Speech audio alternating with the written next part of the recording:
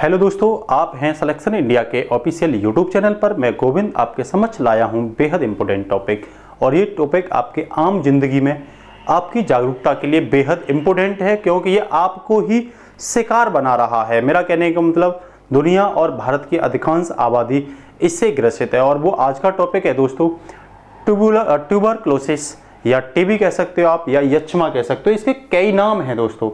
TB कह सकते हो आप, एमटीबी कह सकते हो, इसे तपेदिक कह सकते हो, यक्ष्मा कह सकते हो, या क्षय रोग कह सकते हो। लाया इसीलिए हूं कि हाल के दिन में ये चर्चा में रहा था। टीबी दिवस के मौके पर, या यक्ष्मा दिवस के, या क्षय रोग दिवस के, विश्व क्षय रोग दिवस आपसे पूछे तो आप बताओगे कि ये 24 मार्च को मनाया जाता है। 24 मार्च को ही क्यों मनाया जाता है, आइए डिस्कशन करते हैं इस पर। तो देखो, जब हम 24 मार्च का इतिहास देखते हैं दोस्तों, तो 24 मार्च 1882 को जर्मन के एक वैज्ञानिक थे रॉबर्ट कोच। इन्होंने टीबी के बैक्टीरिया की सर्वप्रथम खोज की थी, क्योंकि उससे पहले लोग फेफड़े से जो एक बैक्टीरिया था ट्यूबरक्लोसिस, माइक्रोबैक्टीरियम ट्यूबरक्लोसिस, ये लोगों के फेफड़े को ग्रसित करता था और फेफड़े के साथ साथ अन्य पार्ट को भी ग्रसित करता था। तो चर्चा का विषय इसीलिए है कि हालिया की एक रिपोर्ट, जिसका नाम है दोस्तों रिपोर्ट का global tuberculosis report 2021, global tuberculosis report 2021, इसमें यह बताया गया कि पिछले दशक में लगभग 15 लाख लोगों की मौत केवल टीबी की वजह से ही हुई है, जिसमें 1/3 मौत, मेरा कहने का मतलब 1/5 मौत ओनली भारत में हुई हैं।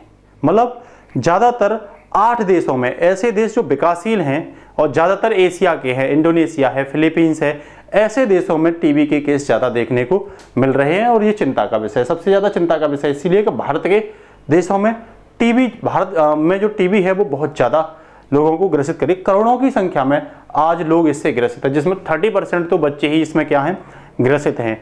भारत ने 2019 से 2020 में एक लक्ष्य रखा था, 2015 से 2020 में एक लक्ष्य रखा था कि हम जो है अगले 5 साल में लगभग 35% टीबी की मृत्यु में क्या लाएंगे, कमी लाएंगे। लेकिन ये कमी दोस्तों 9.2% पर ही रह गई थी, जिसमें कोविड-19 का समय भी शामिल था।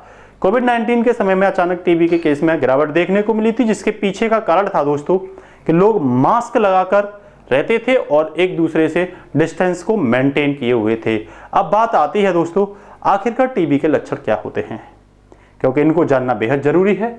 और हम बात करेंगे टीबी से कैसे निजात पाई जा सकती है। तो सबसे पहले मैं ये बता देता हूं कि 1882 में रॉबर्ट कोच ने जब टीबी बैक्टीरिया की खोज की थी, तो उसके लिए वर्ष 1905 में इनको नोबेल पुरस्कार से नवाजा गया था। बात करते हैं आखिरकार टीबी के लक्षण क्या होते हैं। तो ये मैं 7 लक्षण आपको टीबी के दिखा रहा हूं, आप देख रहे होंगे बोर्ड पर।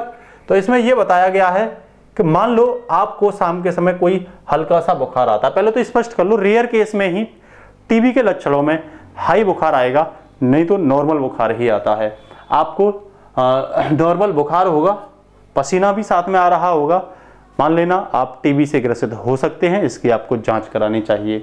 लंबे समय से आपको सूखी खांसी आ रही है, खांसी में खून भी आ सकता है, बलगम भी आ सकता है खांसी में।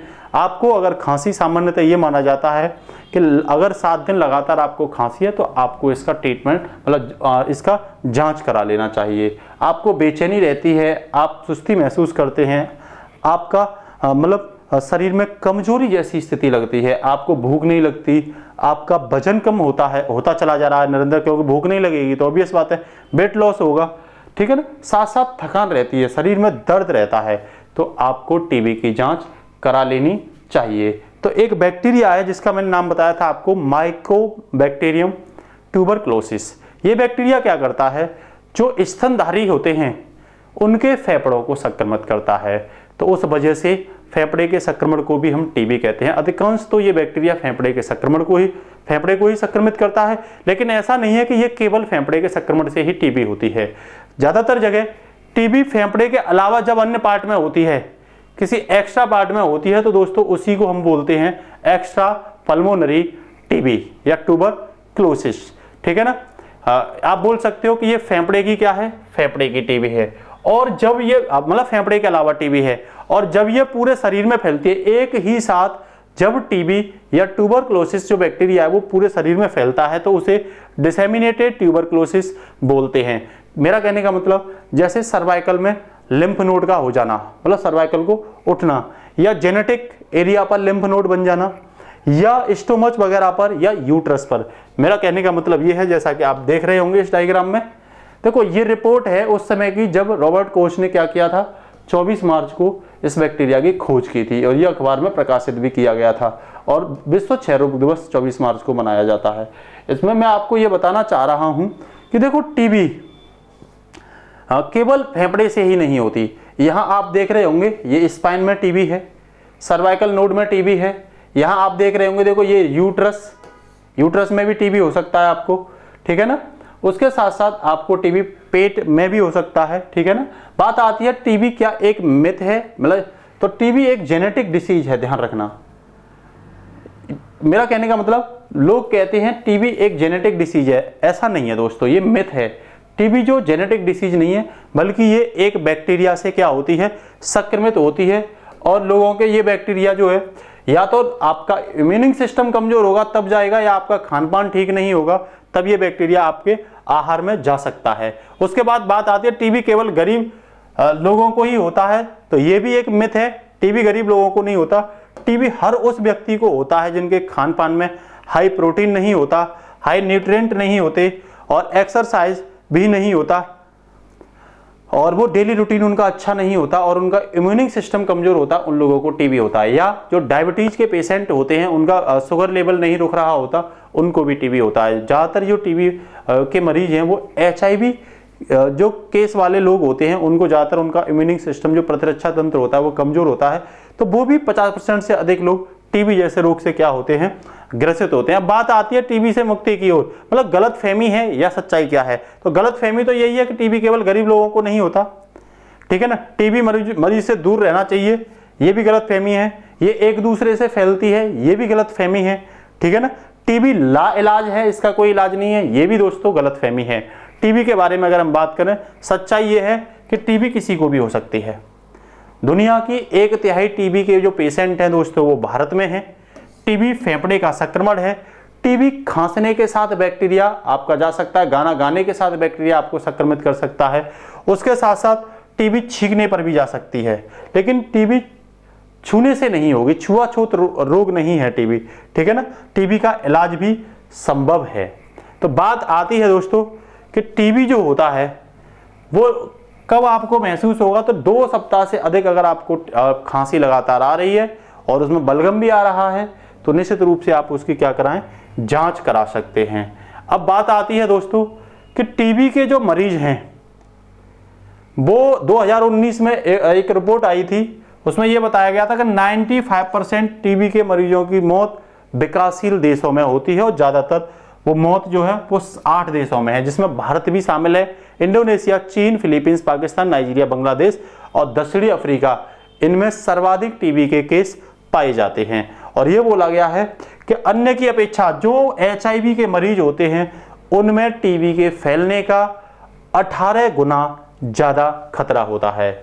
तो मेरा कहने का मतलब ये है आपसे कि टीबी के बारे में बेसिक नॉलेज जानना बेहद जरूरी है।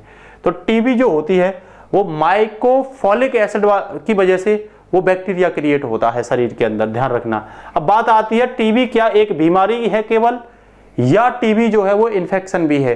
तो दोस्तों टीबी इन्फेक्शन के रूप में भी हो सकती है आपको, और टीबी एक डिसीज के रूप में भी हो सकती है। बात करते हैं टीबी इन्फेक्शन कब होती है और टीबी डिसीज कब होती है। तो इन्फेक्शन तब होती है जब टीबी का जो बैक्टीरिया है वो आपके शरीर में क्या होता है, बैठ जाता है, उसे इधर उधर से कोई मतलब नहीं होता और वो फैला भी ज्यादा नहीं करता, इसे बोलते हैं लेटेंट टीबी इन्फेक्शन।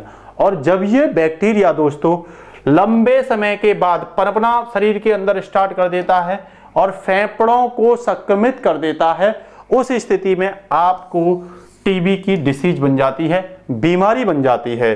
अब बात आती है कि इसकी जांच क्या होती है।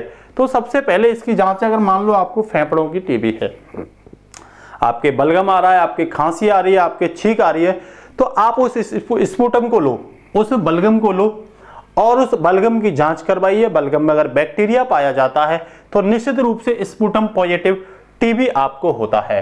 उसके साथ साथ अन्य जांच भी है, मान के चलो बलगम में आपके में बैक्टीरिया नहीं आया तो आप एक्सरा करवा सकते हो, और एक्सरा में आपके लंग्स इन्फेक्शन अगर आता है तो निश्चित रूप से आपको टीबी हो सकती है। त्वचा के परीक्षण से आप टीबी को देख सकते हो, एसिड फास्ट दाग से आप टीबी के का जांच कर सकते हो। पॉलीमरेज चेन रिएक्शन के माध्यम से भी आप टीबी की जांच कर सकते हो। बात आती है इसका ट्रीटमेंट कैसे होगा। तो अगर आपको पहली बार टीबी हुआ है, पहले तो बात यह है कि आपको लापरवाही नहीं करनी चाहिए टीबी में। टीबी का जब आपका ट्रीटमेंट चल रहा होता है तो बीच में इसे अधूरा नहीं छोड़ना चाहिए। ये इसकी बहुत इंपॉर्टेंट बातें हैं जो आपको याद रखनी है। अगर आप टीबी का ट्रीटमेंट करवाते हो तो निश्चित रूप से इसे रेगुलरली कंसिस्टेंसी के साथ ट्रीटमेंट को पूरा करें। निश्चित रूप से आपको इससे फायदा होगा। अगर आप बीच में ट्रीटमेंट को छोड़ देते हैं तो ये आपके लिए बेहद नुकसान हो सकता है। टीबी जब आपको पहली बार होती है तो ये 4 ड्रग्स आपके लिए चलते हैं, रिफेमाइसिन, आइसोनाइजेट, कॉम्ब्यूटल और पैराजीनामेट।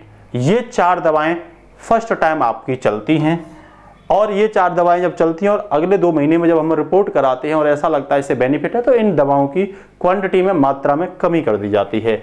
और यदि आपने लापरवाही की और दोबारा से हमने ट्रीटमेंट टेस्ट कराया और उसमें टीबी पाया गया तो ये आपके लिए बेहद खतरनाक हो जाता है, क्योंकि आप बार बार जब टीबी का इलाज में लापरवाही करते हैं तो जो टीबी का बैक्टीरिया है वो रेसिस्टेंस क्रिएट कर लेता है, उस दवा के प्रति अपने को मजबूत कर लेता है। तो आप कितनी भी मेडिसिन चलाइए आपके लिए घातक हो जाता है और इस केस में जो 50% केस हैं वो उसमें मृत्यु ही होती है।